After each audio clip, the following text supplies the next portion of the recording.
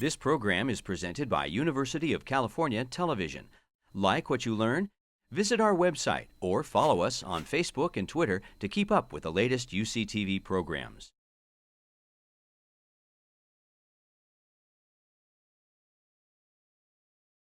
Something went off in my head. It went, you know, all of a sudden, this thing that was just a toy has just become a viable vehicle. This is really going to be a cool thing. We owed the bank, we were past due, they called our loan, we couldn't pay them, we couldn't pay our rent, sometimes we couldn't make salaries at the end of the month. We were dead and bled out on the sand, but we got up like a zombie and walked on anyway.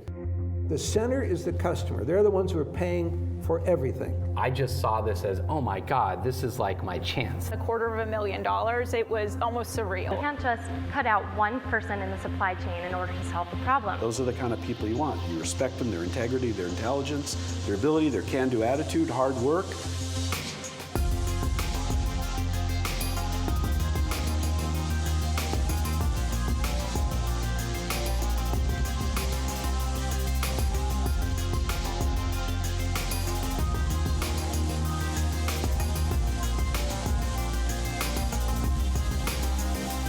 All right, welcome to the fifth and final speaker for UC Santa Barbara's Distinguished Speaker Series.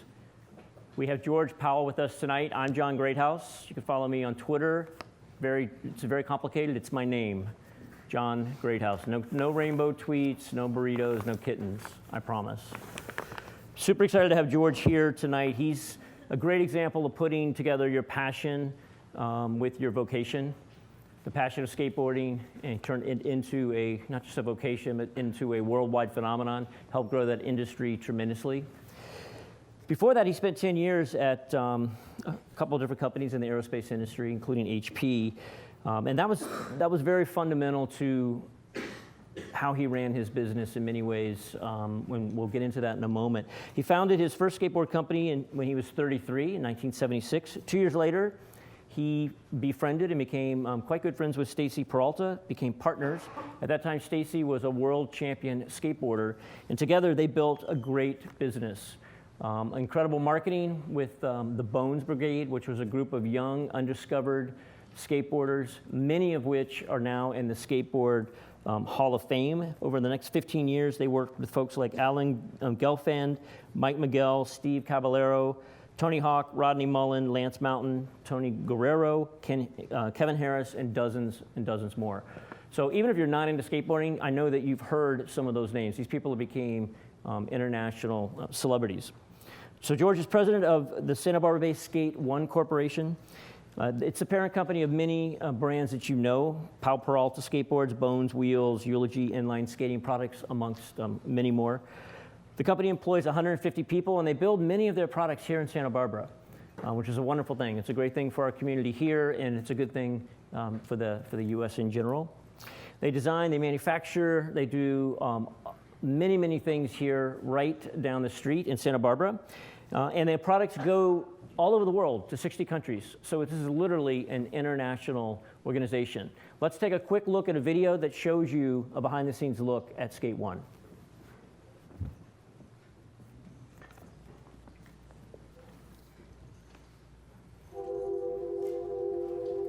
In the early 1970s, I built my 10-year-old son Abe a custom skateboard in our garage. Little did I know that building that board would launch this entire company and change my life forever. I'm George Powell, and I've been building skateboards ever since.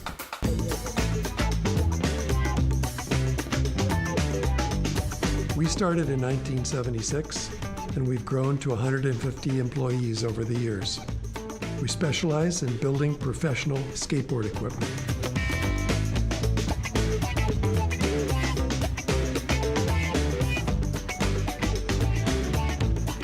We do everything here under one roof.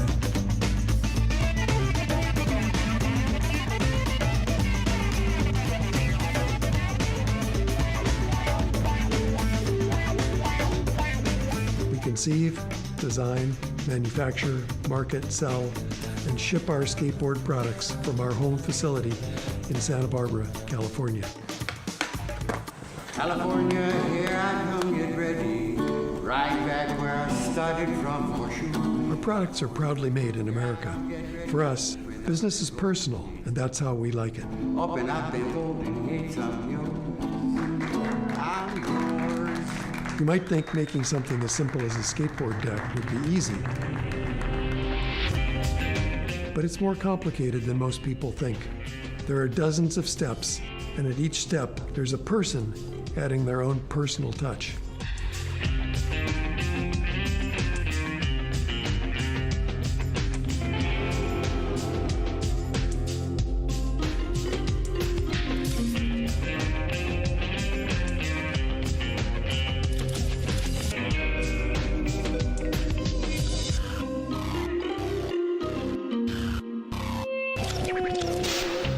In the 70s, we helped pioneer skateboarding art, along with the realization that each board is a blank canvas, begging for some kind of unique and creative identity of its own.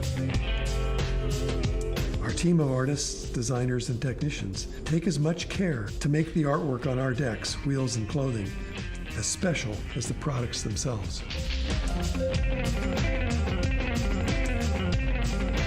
We're always searching out and testing new materials to build stronger, more responsive skateboards, lighter and more maneuverable trucks, and faster, longer-lasting wheels for each skate terrain. You're so sweet, you're so fine. You see, most of the skaters who ride our products punish them while having fun cruising, carving, grinding, slamming and flying through the air. So we design our products knowing that they're going to slam into concrete, metal, and asphalt in ways we can only begin to imagine. I've spent my life being passionate about making great skate products because I love to make fun things, and I love the freedom, creativity, and soul of skateboarding. After almost 40 years, I still come to work every day excited about trying to build a better skateboard. Now, I'm just doing it in a bigger, better garage with friends who love skating too.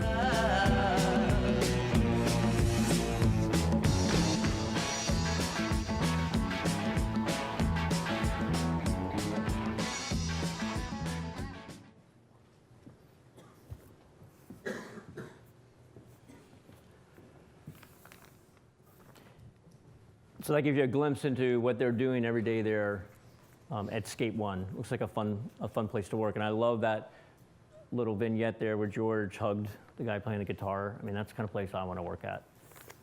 Wonderful. So George is credited with 4 patents, 2 of which were really pivotal to creating what we consider to be the modern skateboarding industry today. And in partnership with Stacy, they were pioneers in the skateboarding movie genre. Some of the very, very early, what would be called now with the very fancy term of content marketing, they were doing content marketing 20 plus years ago, creating videos with the Bones Brigade, being goofy, falling, and really making skateboarding acceptable to kids that maybe weren't as good as a Tony Hawk or some of these other guys. Really making skateboarding cool, but at the same time fun. They did that long before some Harvard MBA told them that they should be doing content marketing. And those videos are widely available on YouTube or Netflix. So George likes to spend his time now working in R&D. That was always his first love. Product development, working with the art director, the design department. As always, I bring balanced individuals into this speaker series, not just folks that have made a mountain of dough, but people that have had success in their private lives. And George is a great example of that as well. Married with 4 children. 2 are grown, 2 are still at home in their teenage years, and a grandfather up to 2. He grew up in West Hollywood and went to school at Stanford, where he earned his master's degree in mechanical engineering and product design. And he was able to leverage that very technical background into a very fun and long-lasting career. And you know he's a good guy. You know he's a good guy because he enjoys his 2 golden retrievers, Luke and Finn. As a man with 2 golden retrievers, that's near and dear to my heart. Let's welcome George Powell to our class.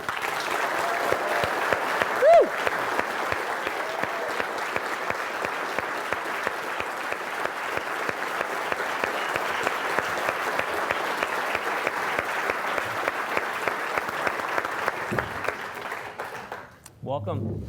Nice introduction, thank you. Yep. Well, you earned it.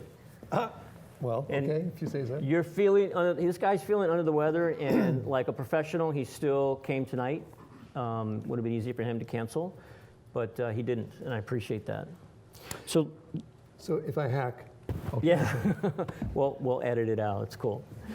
It was mentioned in that video, but I think I'd love for you to talk a little bit more about how this whole thing started. You were an engineer. You weren't a skateboard mogul, right? So you're an engineer, and your son came home, and sort of how did that all go down? You pulled out your old skateboard. You realized that this wasn't hacking it, and Sure. most people would have said, "Hey, sorry, let's just go buy a skateboard, son." And you said, "Wait a minute, this is a problem that might be worth solving." Excuse me. This is kind of my founding story, but it goes something like this. I had 2 skateboards that I bought with blue chip stamps when I was in college. You guys don't know what blue chip stamps are, but you used to get stamps when you bought food, and you kept saving them long enough you could trade them in for something, kind of like points on something you'd buy now. We saved up enough books of these things to buy a couple of skateboards. And we bought a couple of, they were probably like closeout skateboards. They were Hobie Super Surfers, and we'd skated them around Stanford. My wife and I were the only 2 people that pushed around the inner quad in the evening when nobody was there in 1965. And so we did this for a year or 2, and then stuck them in the garage, got on to work, went to work. They sat in the garage. And then when my son was about 9, he came home and said, "I want a skateboard." I went, "You want a skateboard? Cool. I have some skateboards. I pulled him out and we rode him for a while. And he came back one day and he said, "Hey, these wheels are lame, Dad. I know. They're, every time we hit a twig or a pebble, we stop and fall off. But that's the way it is. That's skateboarding." That's skateboarding. He goes, "No, my friends have yellow wheels." And I went, "Yellow wheels? Yeah, well, yellow doesn't make any difference. What the hell?" And he went, "No, Dad, honest, they're better." So I humored him and I went to the store, Pacific Palisades Hobby Shop, where they had a little teeny skate section. And I looked in the counter and lo and behold, urethane wheels. And I knew what they were immediately. As an engineer, I went, "Oh my God, why didn't I think of that? That's so perfect." So I bought some, took them home, put them on my board. We rode them for a while. We went, "Oh, this is amazing." And at that point, something went off in my head. It went, all of a sudden, this thing that was just a toy has just become a viable vehicle. This is really going to be a cool thing. And it's now complete. It had a deck, it had trucks that turned, and it needed wheels that gripped. And when I saw those and I rode them and experienced it, I went, there's an opportunity to get into a ground floor, into a new industry, something that's going to be fun, and it's going to get me out of aerospace, where I hate being, and I get into sporting goods. And so I started developing stuff in my garage. And that was basically the beginnings. One thing led to another after that. I just, I knew aerospace materials. I had a saw I built and glued and screwed things together and tried things until I got them to work.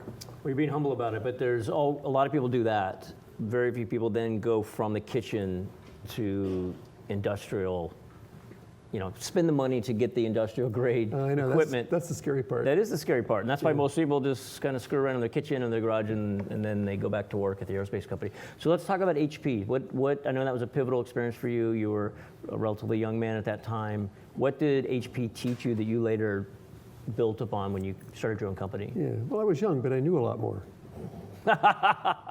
You guys don't get that. I do.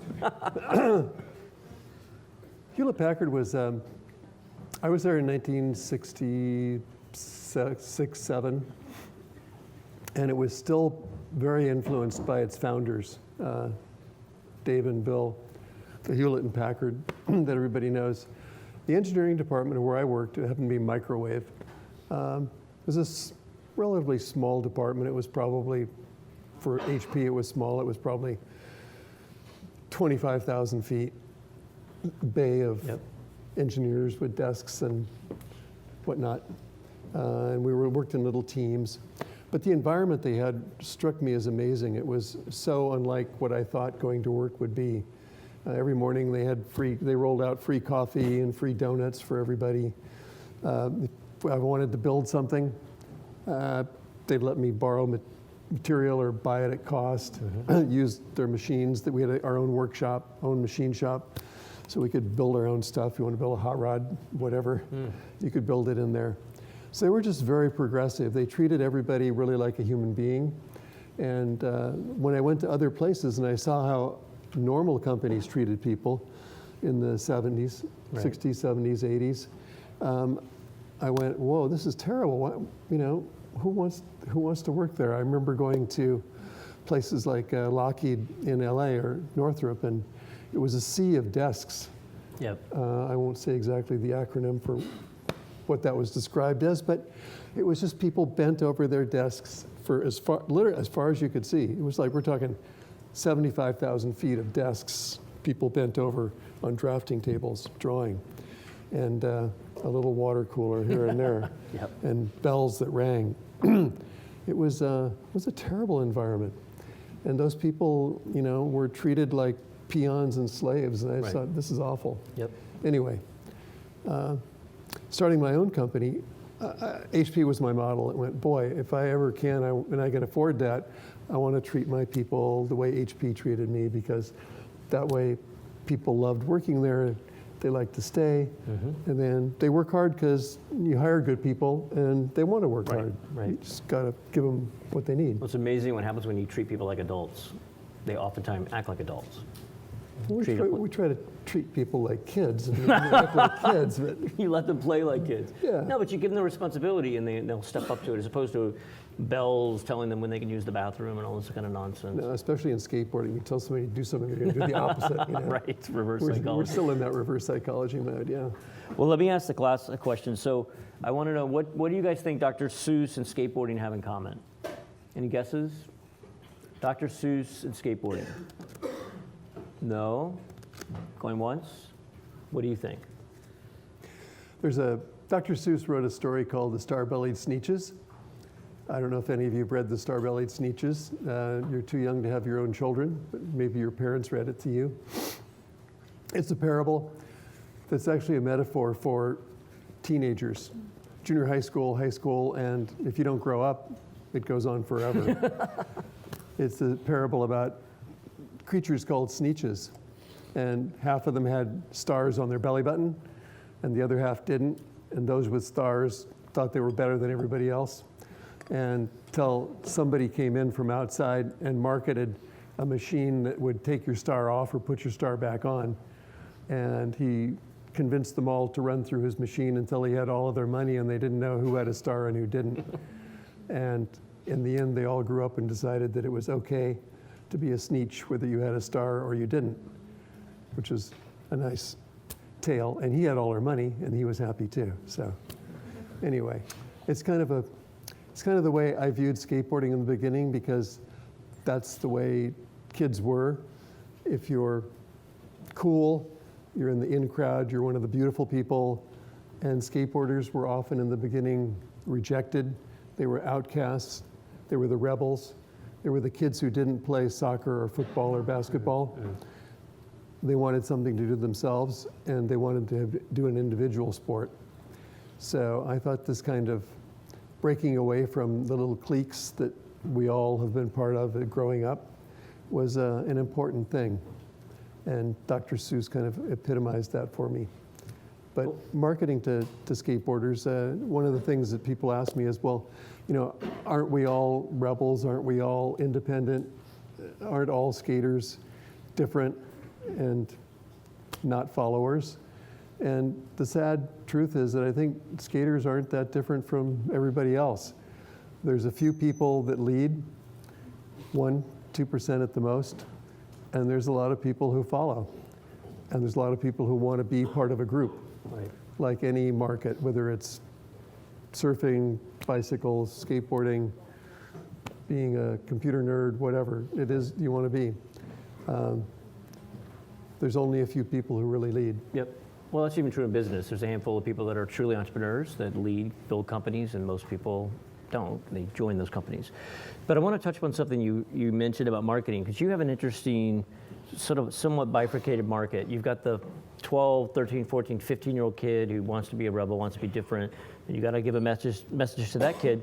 But you've also got the fathers, right? The former skaters, or the 30-year-old guy that wants to get back to skating. How do you manage those? Is it two messages? Are you having to manage conflicting messages, or is it all the same message? Well, I guess it's conflicting, because I got an email from someone who's one of my 35-year-olds who has been a customer since the 80s. Yep. And he's always bought our products. He loves skating. He still skates. And he saw one of our new boards, which we're making for this diverse group. And he said, I don't like that board. It happened to be a graphic of a skeleton with I don't know what that is. in his hand. And he went, I've always trusted you guys. I don't want you guys to be, pushing, pot at my son.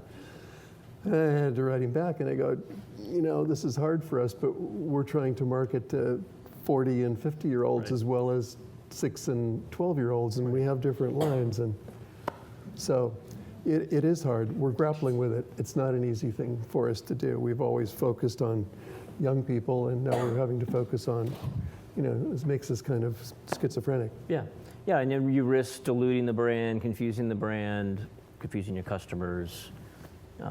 Maybe you need to come out with an older, no-weed brand or something. Really? Well, skating's been a rebel sport. Now that we're accepted, now that so many people skateboard, now that it's not rebel anymore, particularly. Right. And your dad skateboards with you. Right. Jeez. Right.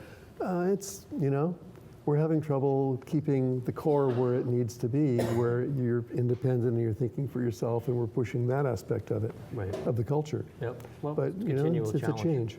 Yeah. Let's take the first student's question. Thanks for coming. I've really been looking forward to this all quarter. Awesome, thanks. Ever since I began skating 12 years ago, I'd always dreamed of picking up a set of Bone Swiss ceramic bearings, but until recently I could not afford them. These bearings, as you know, are seldom bought because of their high price tag.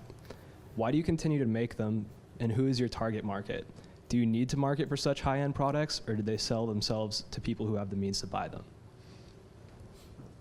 Well, my first question is, what have you done that you can afford them now? You need to raise the price. You must have a job. Okay. We've often approached marketing from the top down. The ceramics are actually a top up for us. They weren't our first top product. Bone Swiss was our top product for a decade. The reason we did that was because ceramic bearings were becoming affordable. They are distinctly better, and we thought that there was probably a small group of people who could afford it. I think we sell more to roller skaters because they tend to be an older crowd, and if you're going to skate every 3 nights a week or something, you can afford $150 for your Swiss bearings. They're going to last you forever. If you're a racer, you're going to want to go faster. And if you happen to be affluent, you want the best. So there are those segments that gravitate to a ceramic bearing. But the vast majority of our bearings that we sell are Bones Reds, as you probably know. Bearings are probably our strongest product line, and we service everything from the least expensive quality bearing that you could buy for your skateboard, all the way up to the very top ceramic bearing that you might use as for a racer, and everything in between. A whole line of products. And what we sell mostly is Reds. It's that one step up from Mini Logo. Mini Logo and Reds is where most people go, that's a great bearing for a great price, and I can afford that. So the other stuff is for the pros and people who can afford it. And bearings have become a commodity that is almost disposable. People don't buy a set of bearings and transfer them from one wheel to the next.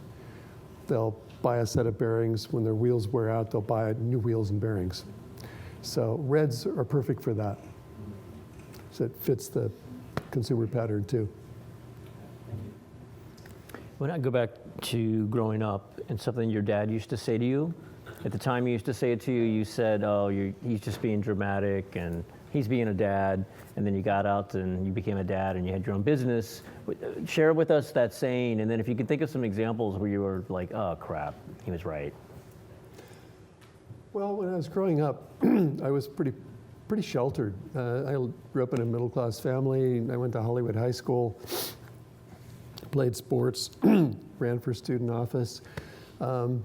Life seemed honest and good for me. The only bad thing I ran into was, some of the antics of the team, and our principal did some uncool stuff.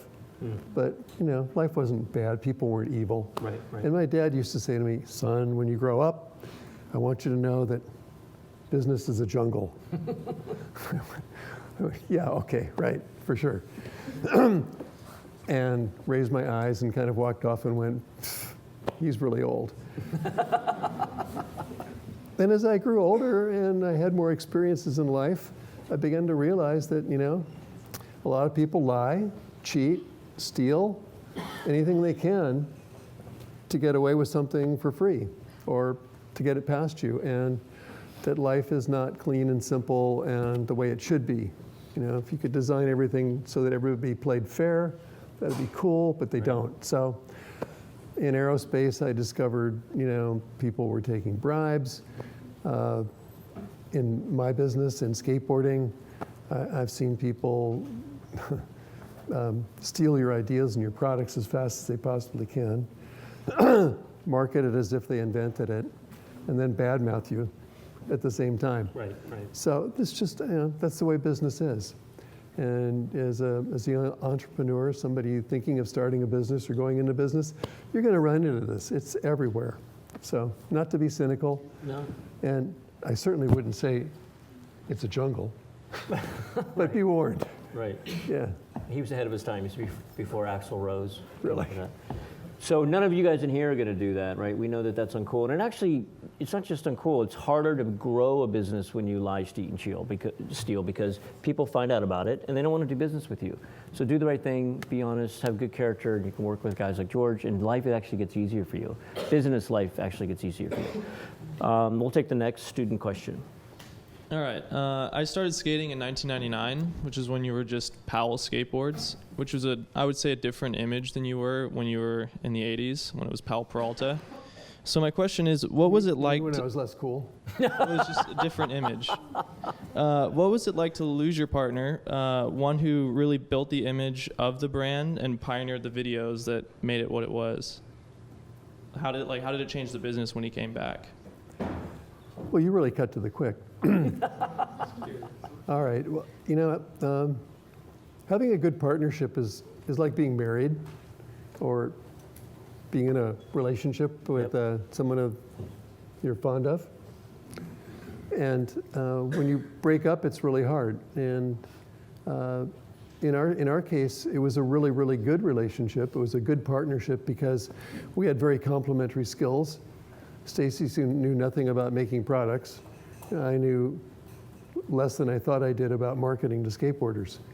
So he became instantly expert and added something that we didn't have in our company. And I took care of everything else. So together, we were great.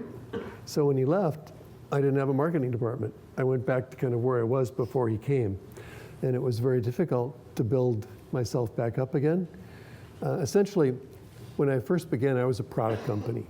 I'm an engineer. I made this skateboard. It's really cool. I love it. You should buy it, kind of a thing.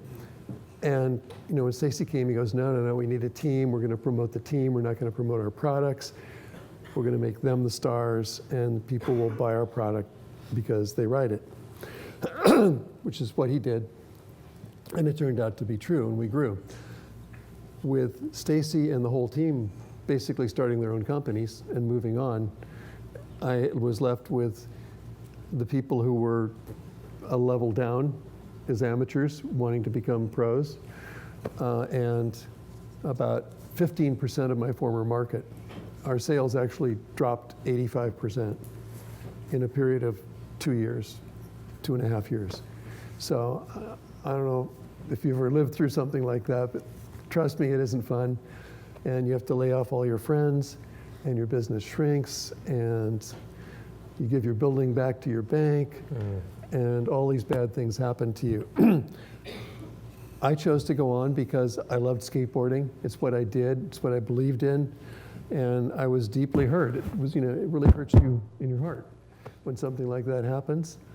And I guess to some extent I went, well, screw it. I'm going to succeed anyway without Stacy.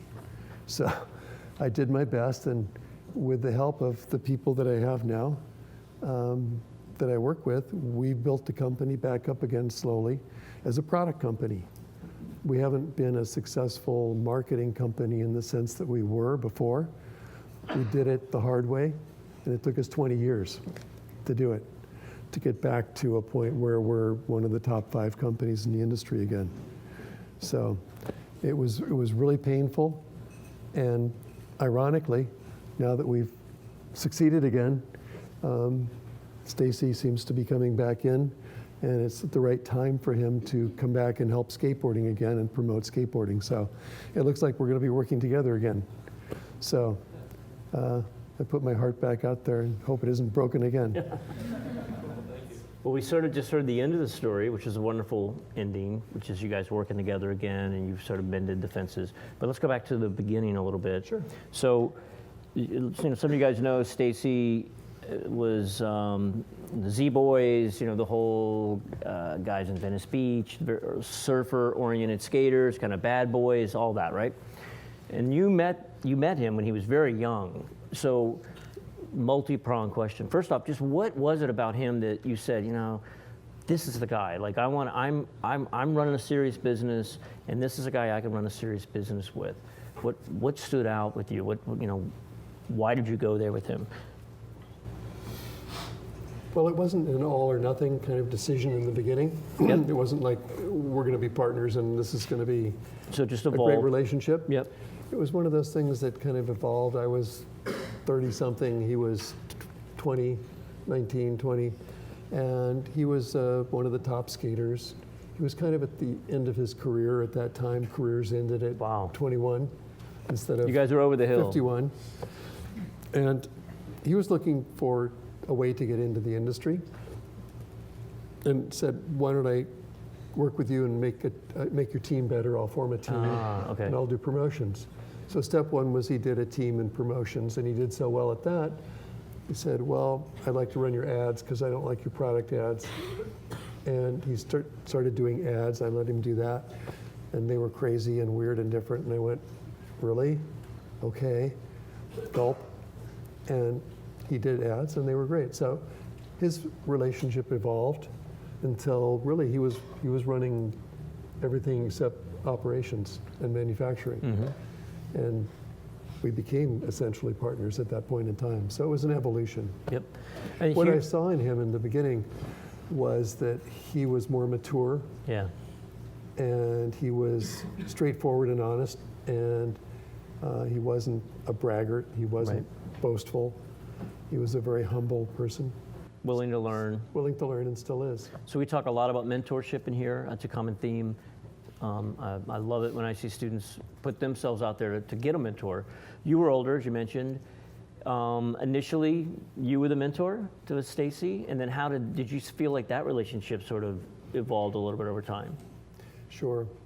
For me, it was hiring a 20-year-old, and I'm a 30-year-old, and I have all this great experience in aerospace. Right. So I'm thinking I'm mentoring Stacy, when in fact Stacy, I think, is mentoring me a little bit too, because I'm pretty clueless when it comes to the real intricacies of the industry and how to attract kids, how to reach them. And Stacy quietly helped me to learn how to do that. And I think that's a wonderful thing about mentorship, and that you can learn from the person you're mentoring if you're open to it. But they have to be tactful and mindful of that balance of power. And it's okay for that balance of power to shift over time, but I think it has to shift slowly and appropriately, not just immediately. Like if Stacy had come into you very early on and said, I want to burn a car in front of your parents' house and we're going to make that an ad, that probably wouldn't have worked. But they actually did that. They actually burned a car in front of George's parents' house, like in suburban Goleta, right? Right? Is it here in Santa Barbara? Actually, it was in Brentwood. Oh, Brentwood, even worse. Tell us that story. That's crazy, but it worked. Yeah, it was about the third or fourth ad when the first ads had been really successful and they'd been crazy. And Stacy dressed up skaters like zoot suiters and put them in front of Chinese restaurants, and everyone went, what? And he went, I'm going to burn this. Craig Stesick, who was Stacy's mentor in marketing, said, I have this art project that's left over. I got a half a Cadillac. Let's set it on fire and put Ray Bones in front of it, Ray Rodriguez, in front of the car, and it'll make a really good backdrop, and it'll make a statement about what modern transportation should be. Burn the car, ride the skateboard. Oh, I didn't get that. Okay. No. I'm slow. It was genius. I was slow too. And so I thought, no, can't do that. He goes, well, no. He has a way of, you take rubber cement and acetone, you mix it together, you brush it on, and then when you light it, it flames really fast, it burns up, and then self-extinguishes because of the rubber cement. So I went, okay, you're sure? Trust me, movies do it all the time. Right. So he backs the Cadillac in, and we're in a little cul-de-sac, and it's dark, and we brush this stuff all over the back of the Cadillac, and we get it burning, and it actually worked really well. You only get about 10 seconds of flame, and then it's gone. So we had to try to set up the camera and get it all just right and shoot in that little window. And we had to do it about 5 or 6 times. And about the third time we did it, the neighbors are coming out. And they're over the fences, and they're going, hey, George, what are you doing? Right. And I'm just burning the car, don't worry about it. Good, don't worry about it. It's perfectly safe. Yeah. Well, something else that was unique about your marketing was the not shooting product, right? So back then it was all about, you'd have a person standing there holding a skateboard or wheels or trucks or whatever it was and smiling and holding the product. And you guys rejected that. You said, no product, we're not going to do product shots. And as a product guy, I'm sure you were excited about that, right? I was thrilled. It was really hard for me to give up those beautiful studio shots. Right. 4,000 watt bulb shining through a little hole to make your wheel glow as if it was totally transparent. Anyway, right. Those, we had this big piece of plate glass we were shooting through, and it got so hot, we broke the whole glass. It just shattered in the middle of the shoot. Yeah, that was fun. That's worse than burning a car. Not really. Craig, but it takes guts to do that. Yeah, it does. And Stacy, bless his soul, and Craig, they really saw that the more we made fun of our guys, because they were known to be famous, the more accepted they became. We didn't put them on a pedestal. Right. We made fun of them. We made them dress up in funny things. Lance was holding the dead dog, or people were standing there next to Steve Kebler. I had to stand next to a Cadillac tail fin and go, why am I standing next to a tail fin? It's about me, right? Right. Am I advertising Cadillacs? What am I doing? Right. And that was a vision that took us, a long time to embrace. But I could see as time went on the genius of it. Right. And I think it took a lot of people by surprise. It was totally 180 degrees away from what traditional marketing was doing. Yeah, that's the thing. If you're flipping through a 1980s skateboarding magazine and it's product shot, what? A guy in front of a car that's burning? I mean, it's just standing out and taking a chance and being different. And oftentimes that's what we have to do as entrepreneurs, right? Everyone's hooking left, we're going to hook right. We'll take the next question from the students. Hi. My question is, did you ever have any reservations about handing off the marketing to Stacy? And were you ever uncertain about the types of advertisements, like the burning car, that they were putting out? I think we're kind of burned through that question, but it's a good question. And I was real nervous because when I started out, I was in control of everything. All of a sudden, I'm starting to give up control into the different parts of my company are going on. I'm going like, are you going to do as good as I did? And when Stacy said I want to do ads, it was scary. So yeah, that was the first couple were real traumatic. The first one was really comical because we shot Stacy in the studio with a blacklight ad, and we sprayed his hair with blacklight paint and his hand. We put a black velvet robe over him, so all you could see was his face and his hair and his hand, and he was throwing a fluorescent wheel. It was all lit with black lights and then filled in with clear light. It was a really cool shot, but in the background, the art director at the time was fastly going through an entire bottle of mezcal. That was my introduction to skateboard shoots with art directors. And I kind of went, what's an art director? And that was my introduction to art directors. A guy with a bottle of mezcal. That's an art director. Right, and he ate the worm. It was good. Oh, wonderful. Anyway. No, but again, that's part of being an entrepreneur, right? Trusting people, giving them a little bit of rope. It totally is. And if it doesn't work, you pull back. If it works, you give them a little bit more rope. Well, yeah, you have to let people fail too if you want them to learn. Exactly. Hopefully they don't take the company with them when they fail, right? Right. And if you don't, you're not going to get that HP environment. You're going to get the Boeing environment where people, okay, I'm not going to take a chance here. I'm going to come to my desk and give you 8 hours, and that's it. Yeah. So you worked with a lot of famous skaters. I know one anecdote with Tony Hawk was he was the proud recipient of, an 85-cent check or something at one point in his career. But then that led, obviously, to tremendous fortune.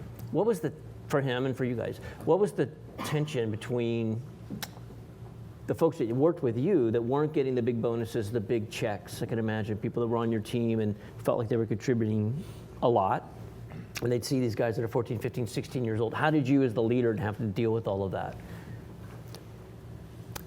That question is interesting, but it really is two facets in time. So the first part of your question is the dark ages. And if anything, our story is a story of survival. It's like we just wouldn't quit. We were dead and bled out on the sand, but we got up like a zombie and walked on anyway. Right. And that's kind of the way it was when we gave Tony an 85-cent check. I mean, we owed the bank, we were past due, they called our loan, we couldn't pay them, we couldn't pay our rent, sometimes we couldn't make salaries at the end of the month. Right. And people were helping us and working there anyway, even if they didn't get paid exactly on time. And that's how bad the industry was. We were the top company in the industry in that time. And I think we'd sold like, 500 decks and 600 wheels and 10 t-shirts. And wow. that was supposed to feed, 15 people. Right. And pay the bank. Right. And the rent. And it didn't. That was a really tough time. Going forward, we persevered through that. We got kicked out of a couple of places. Fortunately, we got into a good place just as the market was turning.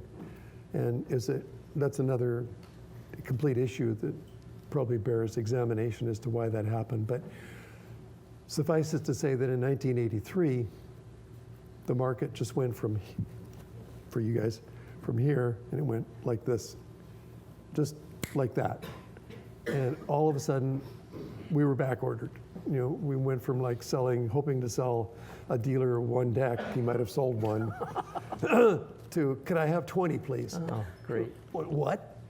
And it was that way for the next 5 years.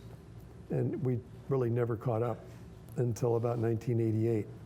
So when those guys started making a lot of money. When they made money, all of a sudden their 7% royalty was, it was 7% of, they were selling 20,000 of their decks a month. Right, right. So it was a big check. Right. And they're making more than their parents were. They're making more than Stacy and I were making. Right. They were making big checks. And it was really hard to explain to our management, why that was justified and fair. Right. And I don't know if it was fair or not, but that was the deal, and we stuck by it. And they went on and formed their own companies eventually. Well, I think, and there's also a lesson there too, I think, for everyone watching and in the room.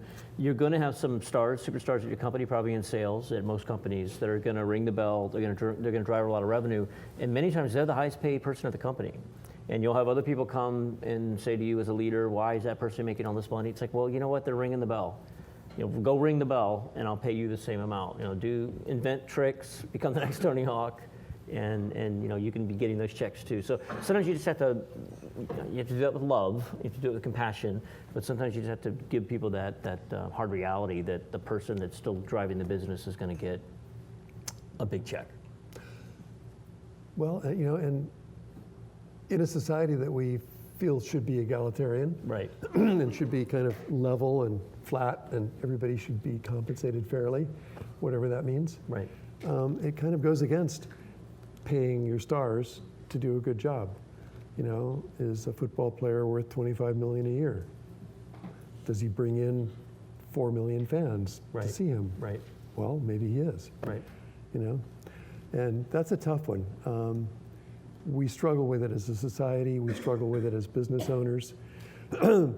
My experience has been that if you don't compensate your stars better than your mediocre performers, you're going to lose your stars, and you're going to end up with all mediocre performers. And that's not the way you win. So. And I think there's ways to keep everyone happy. You give people. You try to be fair. Right. That's all you can do. Share in the rewards. Yeah. Maybe it's not at the same level, 7% royalty checks for some and not for others, but yeah, I totally agree. So not to belabor Tony Hawk, but last question on him. When I know you were exposed to him at 14 or something, he was a very young guy. Did he stand out to you as someone that would go on and really do, things in skating that some of the other guys didn't do, or was that all too many years in the future? Stacy saw him in his home park down in San Diego. And so he saw him in his own environment and thought he was amazing. I first saw him on some of Stacy's videos. And to me, he was a tall, skinny, gangly kid that, did some cool tricks, but I couldn't see the genius that Stacy saw, the drive. And what Stacy saw in him really was his determination and his drive. When he would fall, he would get up again and do it again, even if he killed himself. He's going to get up and he's do it again. And that kind of drive really is what took him past everybody else. So, you look for that.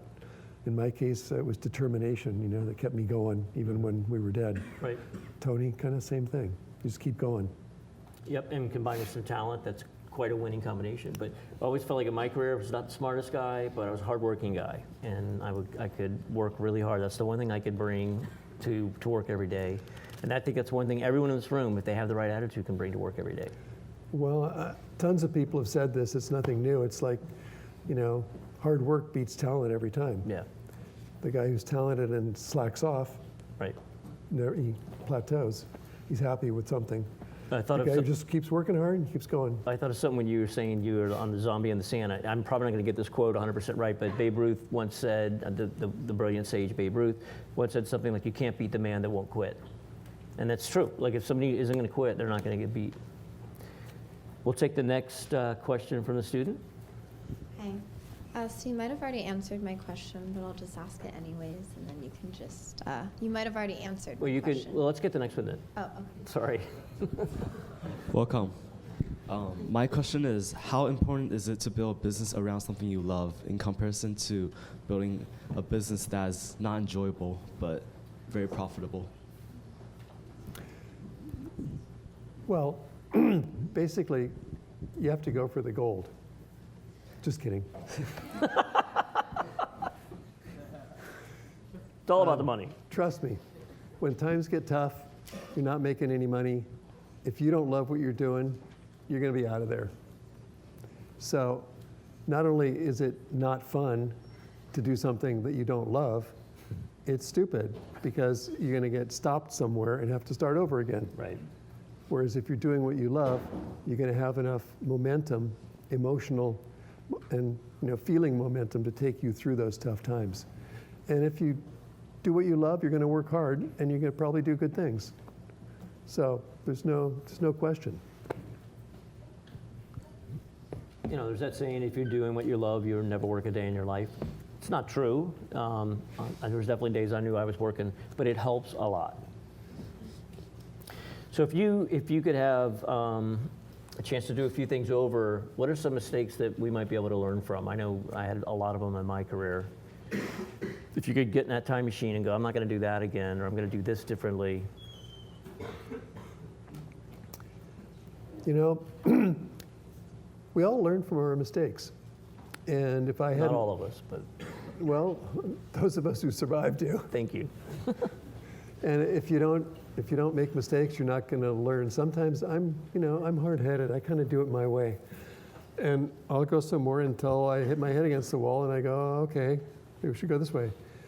And that's worked for me. I've made a lot of mistakes. So to say I would do it differently would be to belie the fact that I learned from that, and that's how I got to where I am. Right.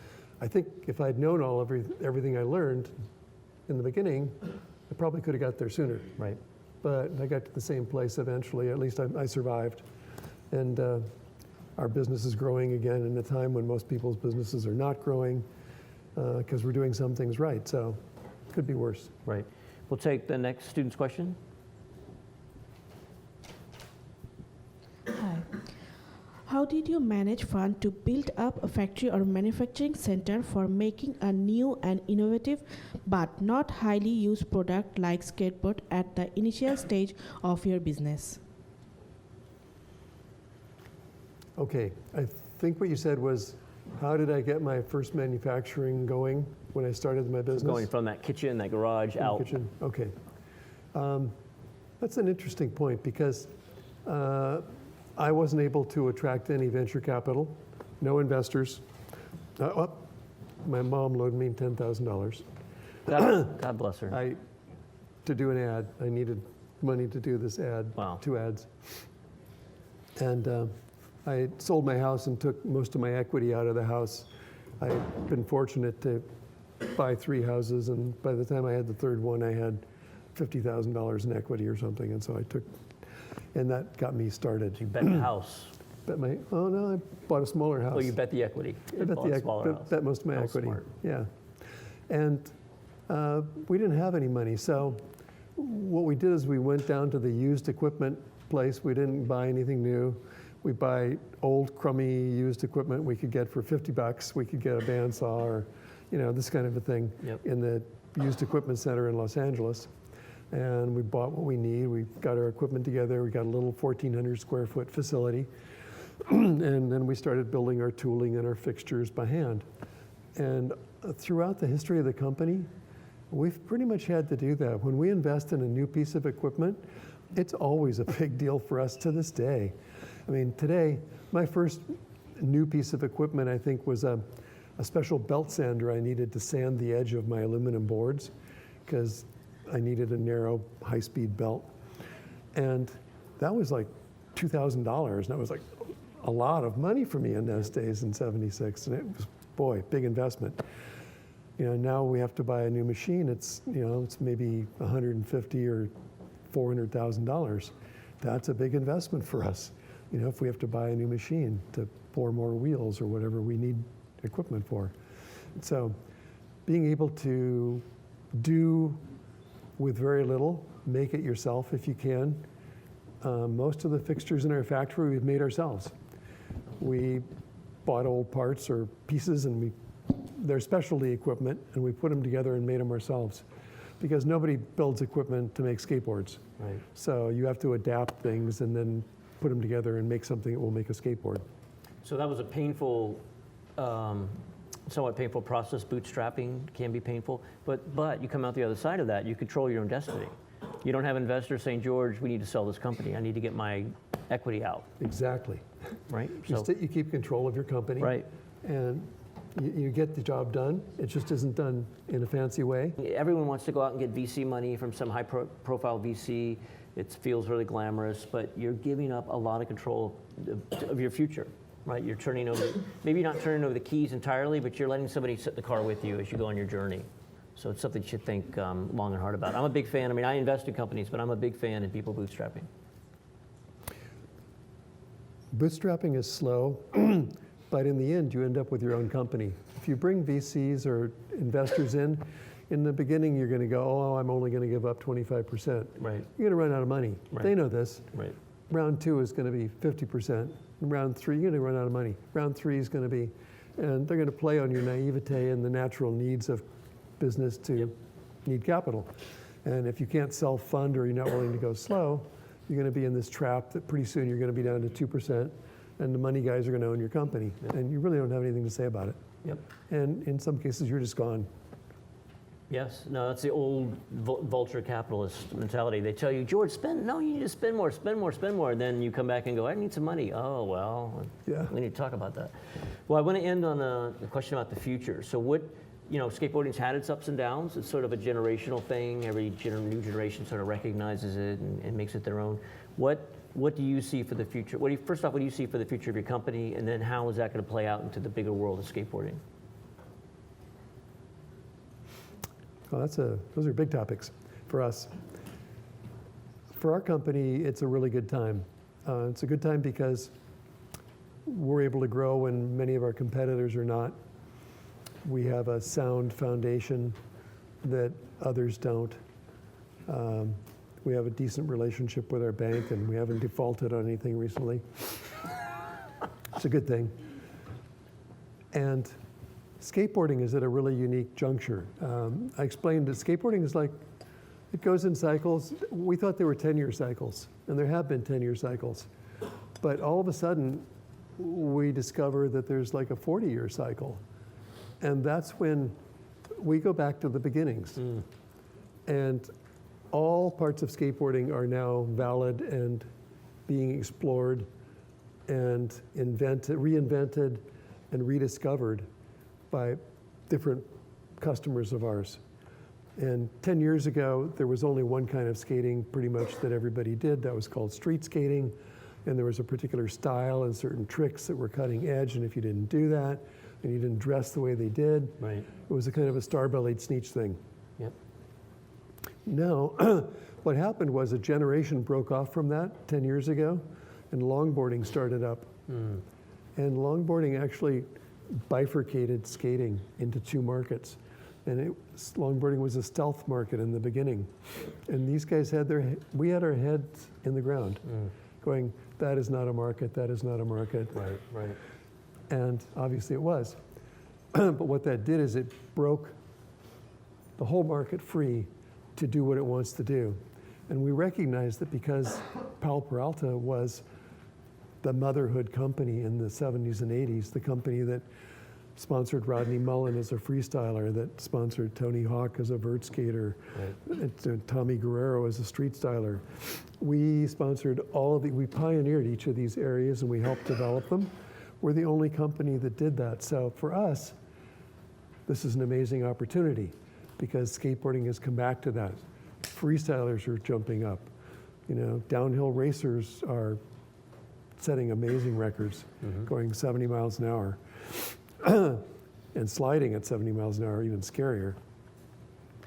And street style is still just as insane and crazy as it has been for the last 10 years. Skate parks are developing, and kids are riding down streets again. They're building little ramps for themselves. So it's all happening. And we're the only company in a position to really take advantage of that. So we're really in a sweet spot. And the market has come back around to where we can serve it again in a variety of ways. So it's an exciting time. Thank you. I really appreciate it.